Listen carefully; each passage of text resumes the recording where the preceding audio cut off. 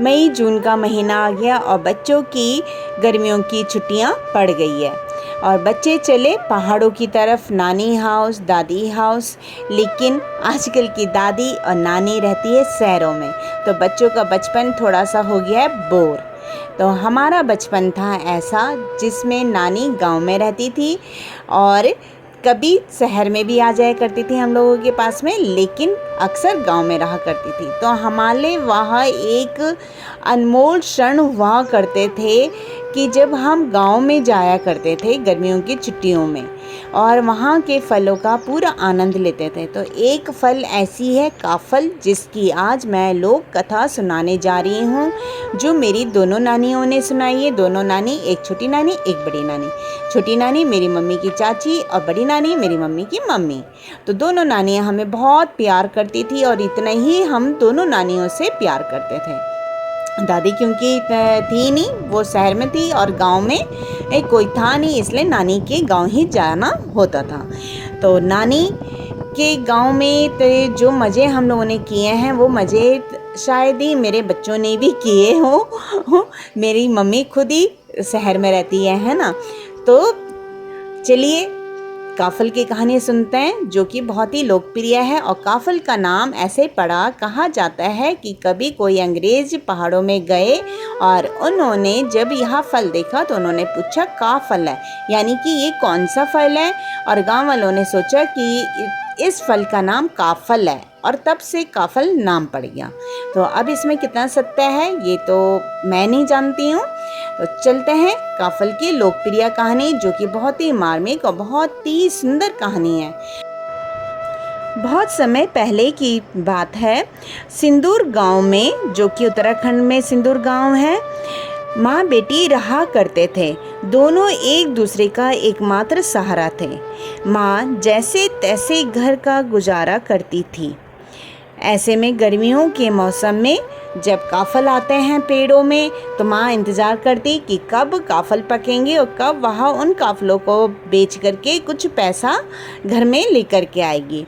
तो वो उन काफलों को तोड़ती है, टोकरे में भरती है, छपरी बोला जाता है हमारे यहाँ टोकरे को, तो छपरी में भरती है और उन काफलों को घर ले जाती है और बेटी से कहती है कि बेटी ये काफल मैं लेकर के आ गई हूँ। बेटी का मन ललचाता है काफलों को देख करके, लाल लाल काफल, रसीलेदार काफलों को देख के, लेकिन माँ मना कर देती है कि बिल्कुल नहीं खाना बेटी ये काफल शाम को मैं बाजार जाऊँगी, वहाँ बेच करके आऊँगी और कुछ पैसे मिल जाएंगे।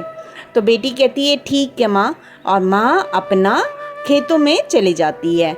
बहुत ही दयनीय स्थिति होती है पहाड़ी महिलाओं की, जो पहाड़ों में रहती है। घर बार सब कुछ, खेत खलियान उन्होंने ही देखना होता है।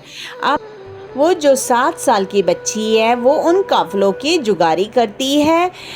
आंगन के में जो काफल रखे हुए होते हैं, जितनी भी चिड़िया आती हैं उन चिड़ियों को भगाती है, क्योंकि पहाड़ों में बहुत रंग बिरंगी बहुत सारी चिड़ियाँ आपको मिल जाएंगी देखने को।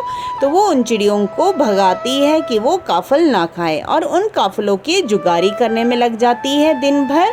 कड़कती हुई धूप में, पहाड़ों की तो आपको पता ही है कि कड़कती हुई धूप होती है ना।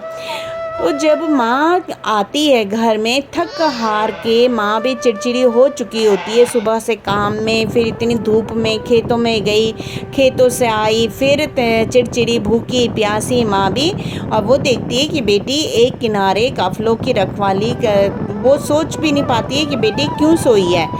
तो वो बेटी को नींद आ जाती है धूप के कारण से, भूखी प्यासी बेटी को नींद सी आ जाती है काफल के पास में। अब काफल देखती है माँ कि टोकरे में काफल कम हो गए हैं। तो माँ को बड़ा गुस्सा चढ़ता है कि अब मैं क्या बेचूंगी इन्हें शाम को जा कर के। तो वो बेटी को उठाती है, झंझोड़ती है, और बेटी उठती है तो कहती है मैंने तुमसे कहा था कि काफल मत खाना और तुमने काफल खा लिए। तो बेटी कहती है नहीं माँ मैंने नहीं खाए। वो कहती है कि नहीं तुमने खाए। माँ गुस्से में होती है, चिड़चिड़ी पहली हो रही होती है वो खेत से आकर के, तो वो बेटी की पिटाई कर देती है और पिटाई करते ही बेटी बेहोश पड़ जाती है। बेहोश भी क्या, वो डेथ हो जाती है उसकी, वो मर जाती है बेटी।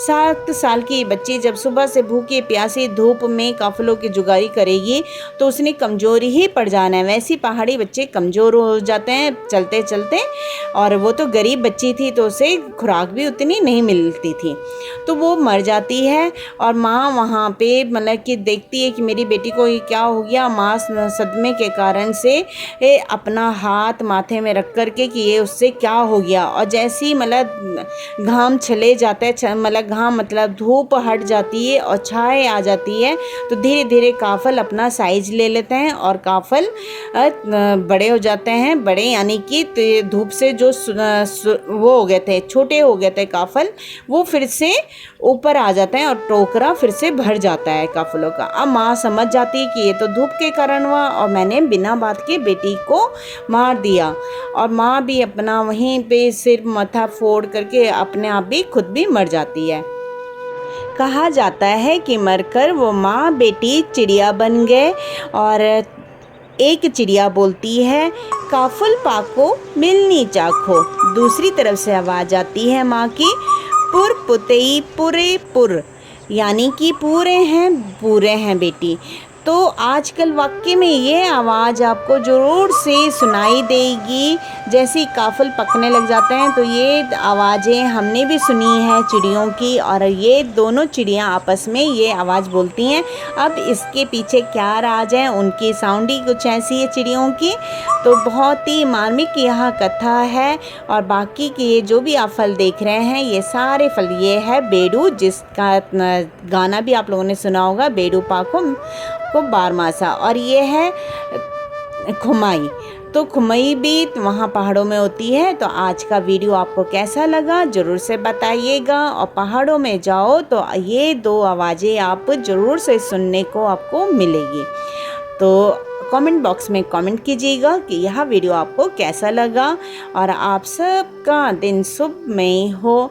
बच्चों को पहाड़ों में ज़रूर से ले जाएं, नानी हाउस जाने दें उन्हें, छुट्टियों का आनंद उठाने दें उन्हें, तभी उनका बचपन सफल होगा। आप सबका धन्यवाद।